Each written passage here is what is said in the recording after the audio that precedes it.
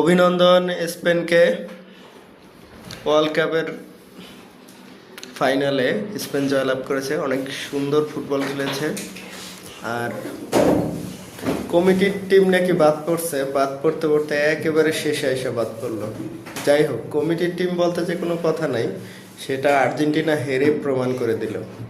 আর অনেকে বলে যে চোরের 10 দিন গৃহস্থের 1 দিন, তো এটাও আমি বিশ্বাস করি না, কারণ এখানে আসলে চুরির ওইভাবে কিছু নাই। আর আর্জেন্টিনার একটা প্লেয়ারকে লাল কার্ড দিছে, এটা আসলে সত্যিই দুঃখজনক। এটা একটা ভুয়া লাল কার্ড হয়েছে।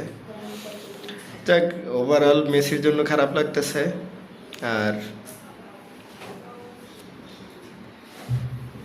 সবশেষে আবারও অভিনন্দন স্পেনকে এত সুন্দর ফুটবল খেলা উপহার দেওয়ার জন্য। ধন্যবাদ চ্যাম্পিয়ন।